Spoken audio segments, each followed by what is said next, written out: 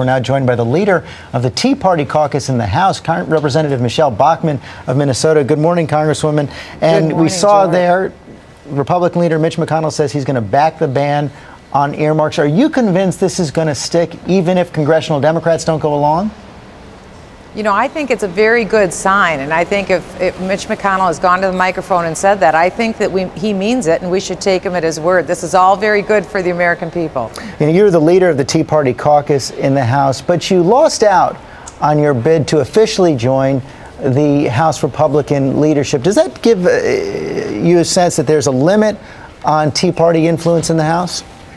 You know, I don't think so, George. I think that the leadership has sent a very strong signal that they have listened and they've woke up and they want to do right by the American people.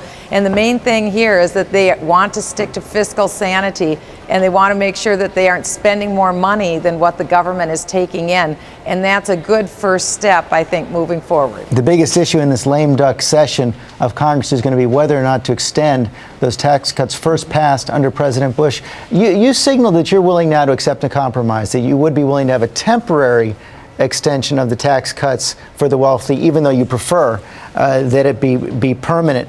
Some Democrats are now saying they might be able to go along with that as well if it's tied to extension of the unemployment benefits that run out for millions of Americans on November 30th. Is that a deal you could support? Well, remember what this really is a massive tax increase. It's President Obama's massive tax increase. That's what he's wanting going forward. None of us on the Republican side believe that anyone's taxes should go up. So it's important to characterize it for what it is. It is a massive tax increase 1 second after midnight on January 1st of 2011, and it will lead to tremendous job losses going forward.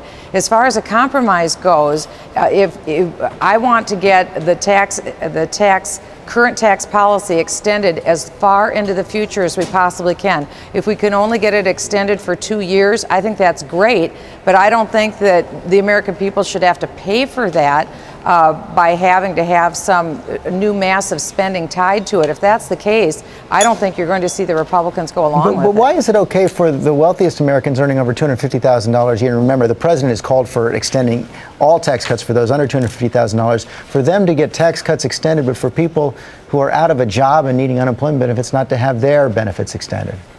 Well, remember again what this is. It's a massive tax increase, and it's on the people who are the job creators. And people want to think that these are millionaires sitting in leather chairs lighting their cigars with $100 bills. That's not what we're talking about. These are people who are carpet layers who maybe employ 2 or 3 other guys, or a plumber, maybe himself and his brother, and it's $250,000 in gross sales for their business. They're the ones that are looking at massive tax increases. So, for instance, in Minnesota, in my 6th district, it would mean 2,000 jobs lost if we don't extend the current tax policy. That's going to hurt more people than anything if we can't have job creation. And this is a job killer if we raise taxes on the job creators. Okay, Representative Bachmann, thanks very much for your time.